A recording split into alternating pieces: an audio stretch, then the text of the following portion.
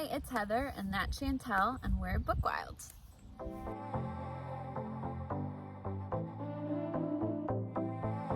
Today we're going to be talking about The Color Purple, which was written by Alice Walker. This will be the first video in our book talk series. So for those of you who have not read The Color Purple, this is a story that follows two sisters who are separated at a young age. One is married very young, and the other leaves the States to become a missionary in Africa. The story is told through a series of letters that they are alternately writing to each other and to God. So it follows them through their lives as they deal with overcoming sexual abuse, with falling in love, with religion, with family dynamics. I mean, it follows them through their lives. So everything that happens to them, we hear about through their letters. Some major themes present throughout this novel include religion, family dynamics, sexual identity, gender roles within a society, and specifically within a culture. There's a lot packed into this book. So we're going to try to keep this conversation spoiler free. What different people perceive as a spoiler is subjective, so we're going to just try our best to stick away from all spoilers. We will try. So now we just talk? Yeah. Okay. So I adored this book.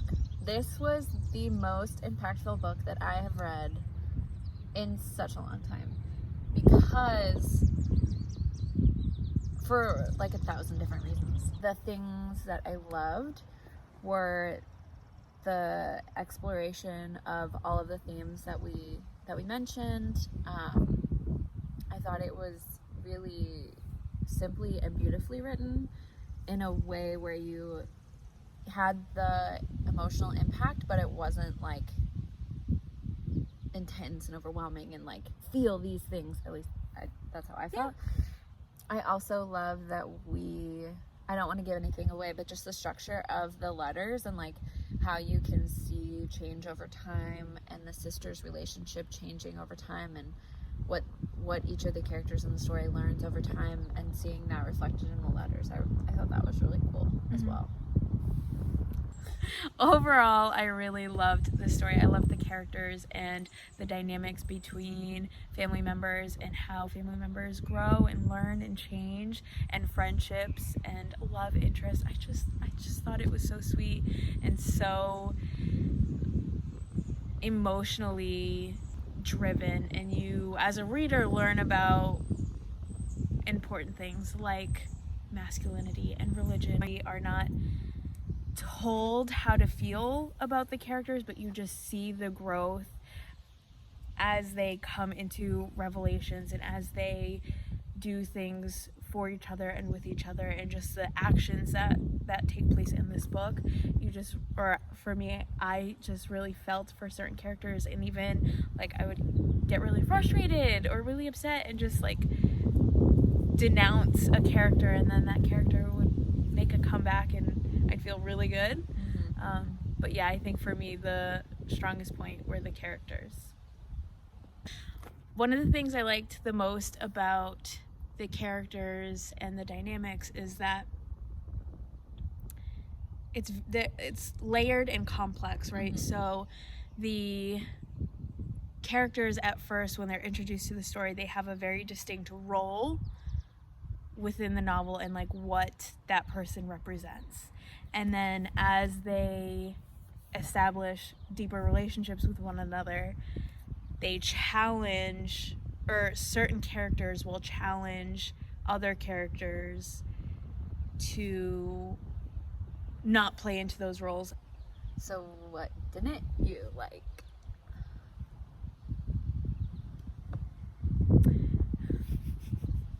I don't know how to say this.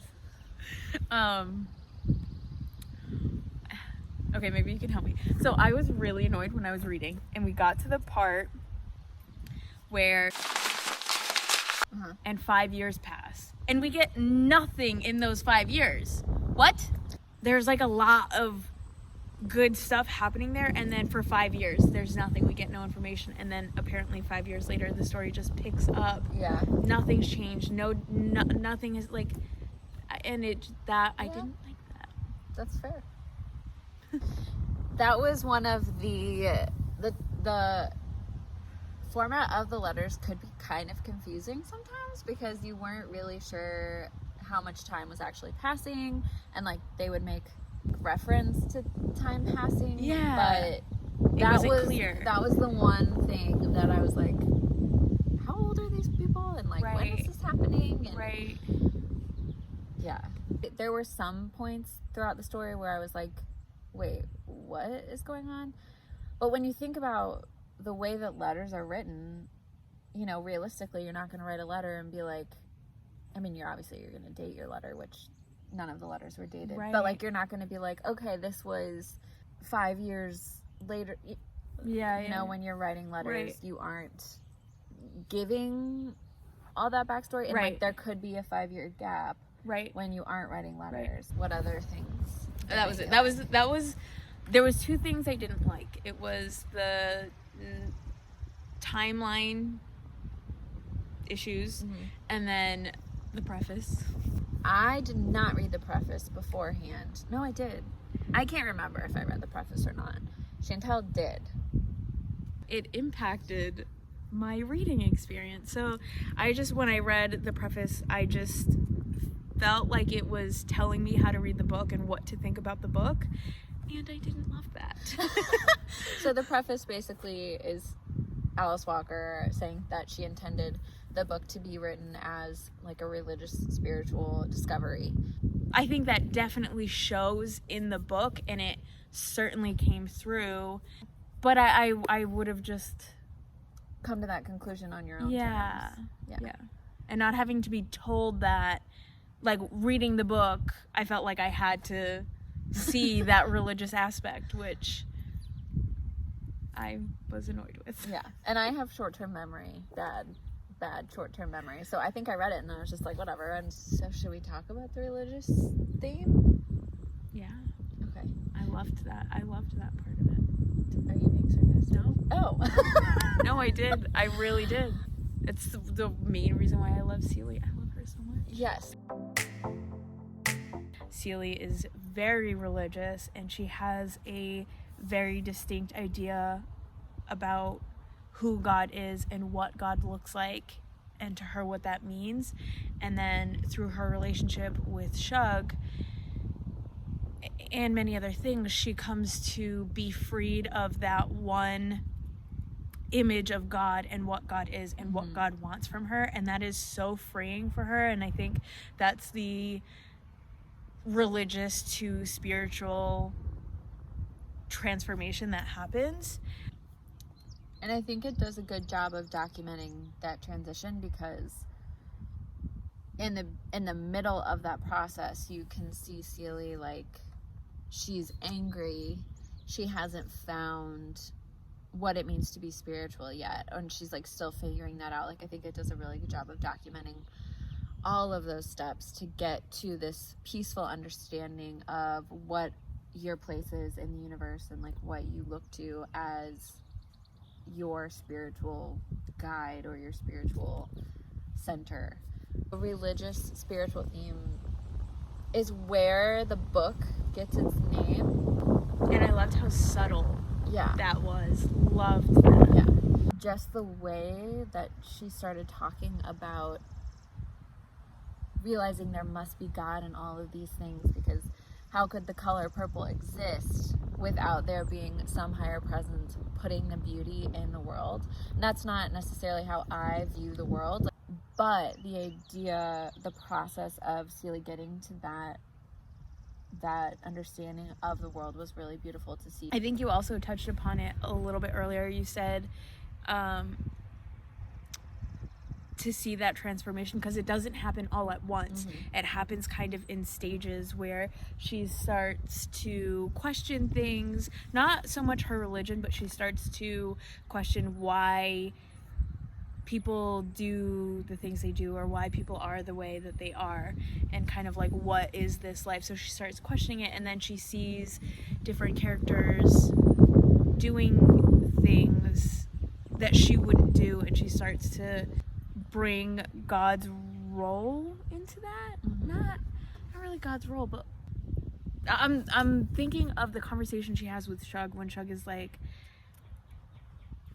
talking to her about how he's not a white man and how God is in everything, and I like sex and it's okay because God wants me to like sex, or else he wouldn't make it feel so good, which contradicts everything she's ever learned. Right. So the toxic masculinity of this book, that was when I was reading and I was taking quick notes. That was one of the first notes that I wrote, because the story opens up with Celie and Nettie in their family home with their pa and their ma, and you learn the dynamics of their household and how divided it is in the woman's role, the wife's role, the father's role, the female children's role. You see that, and then, as was typical of this time, you also see, as the story progresses, the women being passed from their fathers directly to a husband, and not having any choice in that matter, and just it being designated for them what their role is, and how they should act, and how they should dress, and what they should do, and how they should behave. And even when they are like Celie plays into that role, there's still things that all the men in her life say that negative, that they have to beat up physically her for, and mentally, emotionally. And it was written in a way that wasn't hard to read, because you're reading from Celie's perspective, and I think she's a really strong character, which I appreciated so much. But at the same time, as a reader, you felt so much for her, and I just wanted her to do something. And and then when Shug gets introduced to the story as a main presence, because she was in the story before, but like not actually present, she challenges all of those female roles and the ideas of femininity. And I loved that. I loved their friendship and how she got her to not change, but. And that's one of the things, like, I didn't feel like Celie was a strong character until she met Shug, and Shug showed her this like world of possibilities.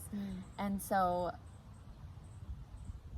that's so interesting, because I feel like she was strong right from the beginning. She was so strong, because like when she was pulled out of school, and she just like rolled with the punches, and I think, I don't know, I guess there's like a difference in strength of resiliency and strength of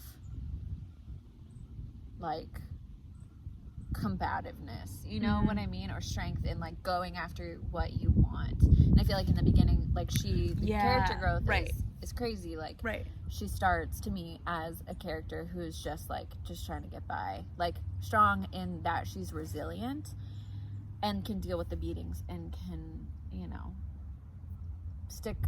not stick up for herself, but she learns to stick up for herself throughout the story, and she learns to like advocate for herself after she meets Shug.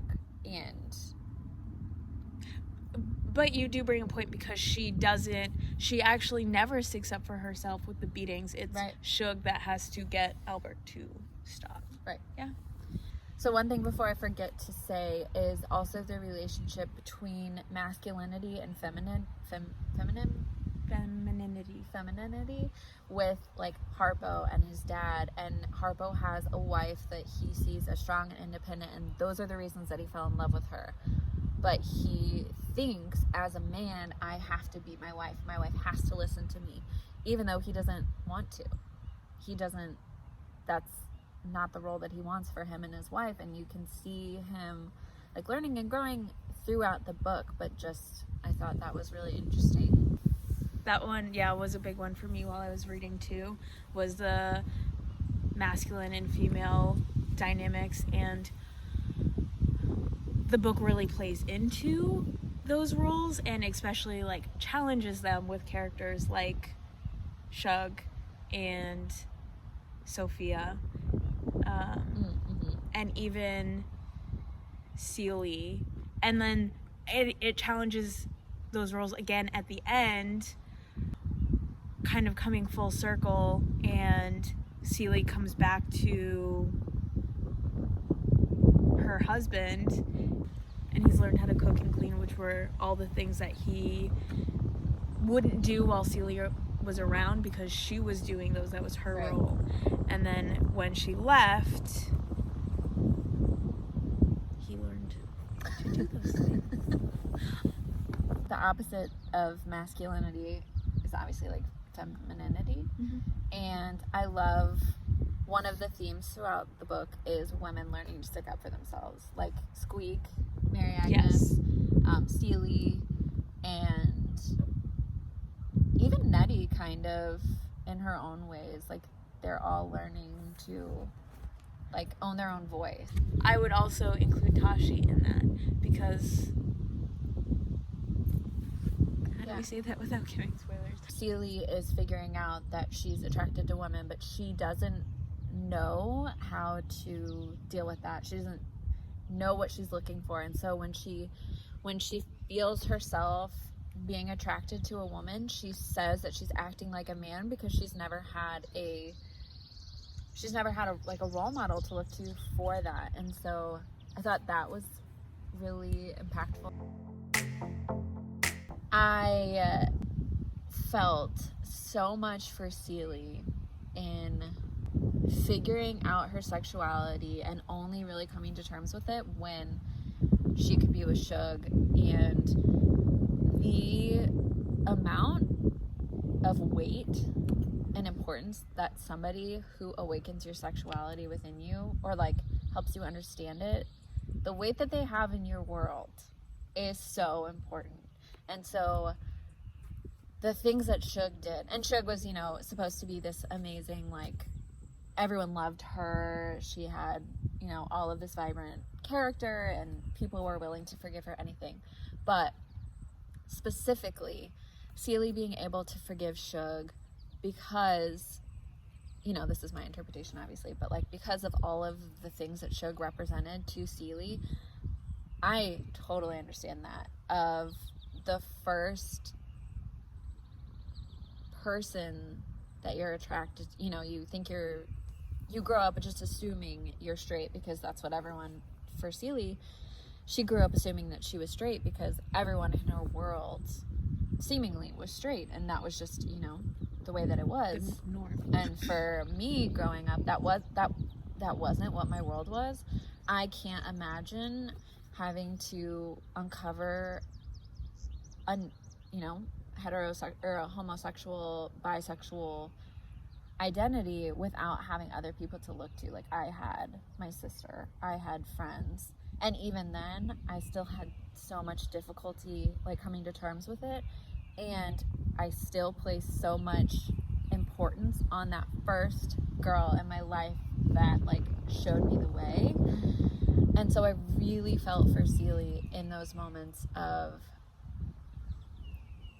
why she forgives Shug all of those things, because it's like this euphoria moment of like, oh, it's okay that I feel this way. It's okay that I am this way with this person. They are, you know, you think of them as almost like a savior because they're saving you from thinking you were just like dead inside and had no love or whatever the case may be. Yeah.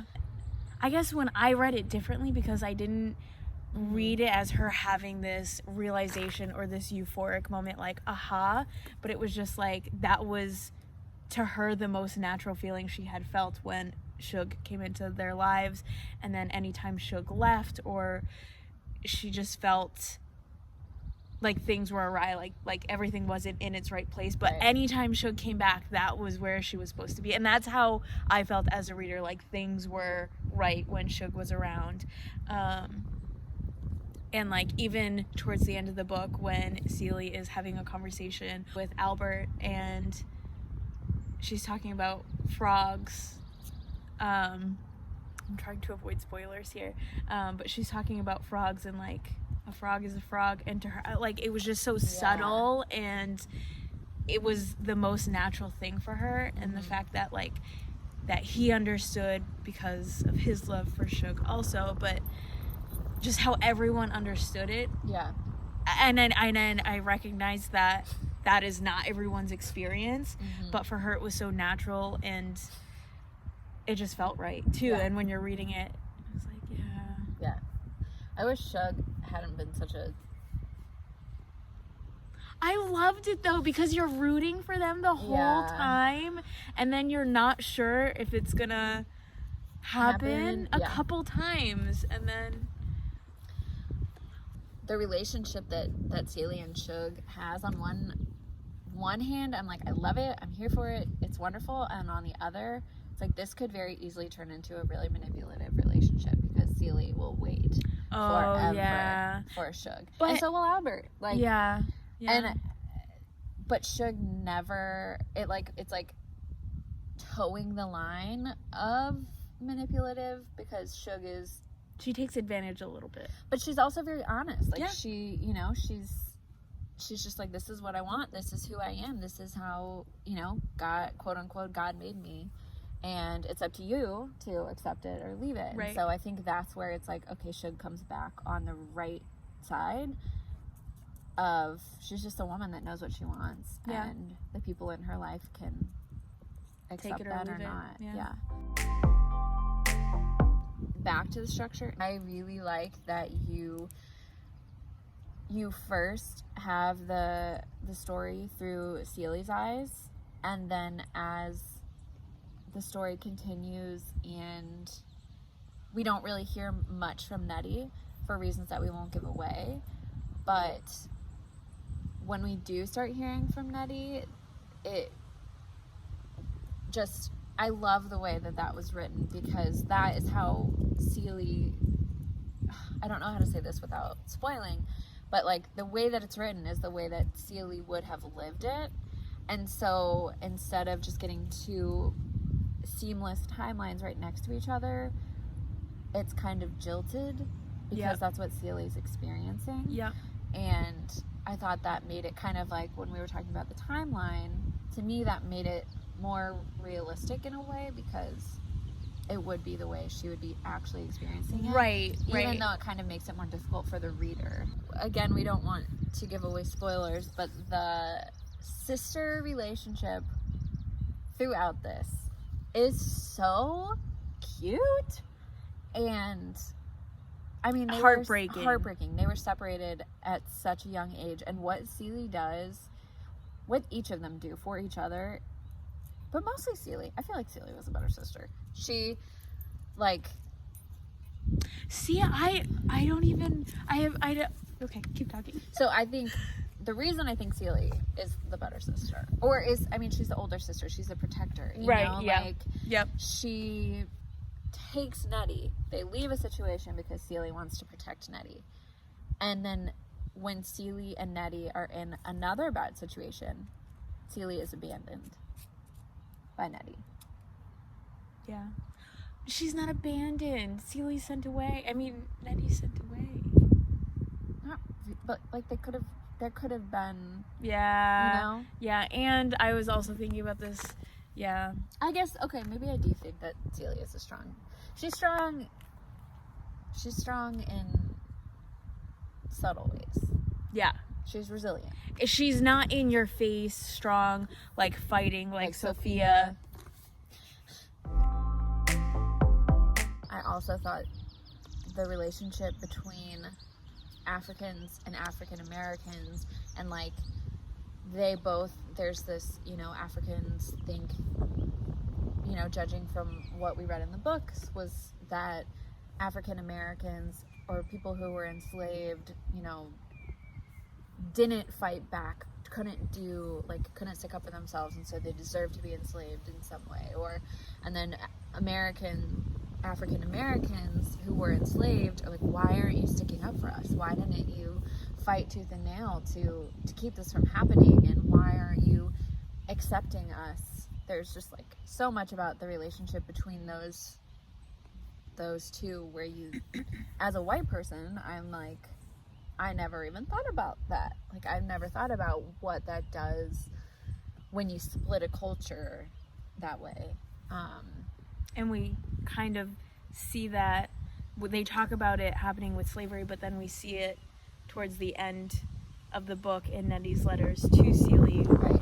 with the rubber factory, and it kind of happening again. Yeah. So one of my favorite things to read in books is serendipitous events where things play out throughout the story that aren't natural. No. Believable. Things play out that are just too perfect for it to be coincidence. But the way that it was written in this book was, I think, well done, and just made you feel for the characters and just brought something more to the story, and I loved it. Me too. I would rate this book 4 stars. What do you think I would rate it? 5 stars. Yeah.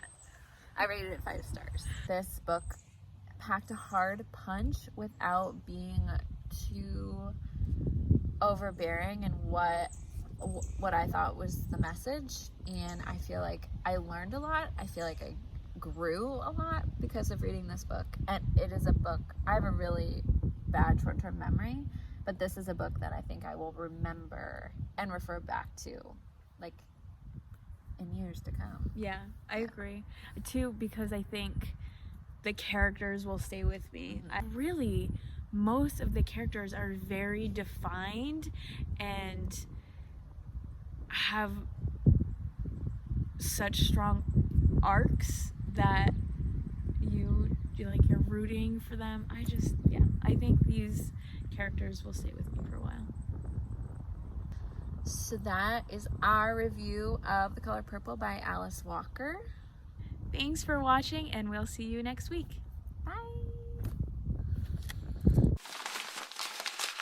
Okay.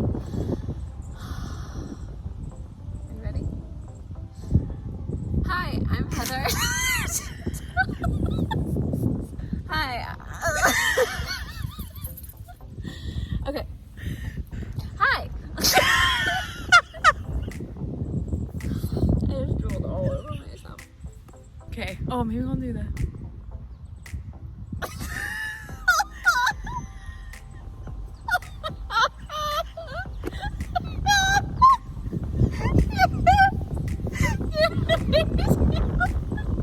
So serious. Okay, but now I'm crying. Okay. Oh. How do people do this? I feel like a child. Should I look at you or the camera? Does it make you uncomfortable if I look at you? Look at me.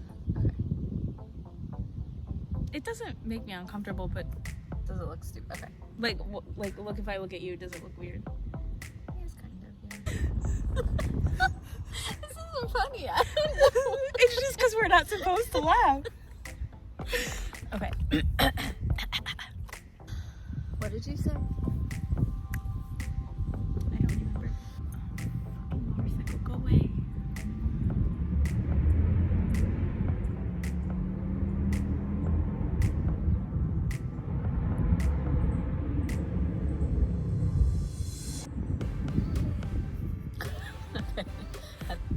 I was just, as a reader, I was like, so nothing happened to these people in 5 years?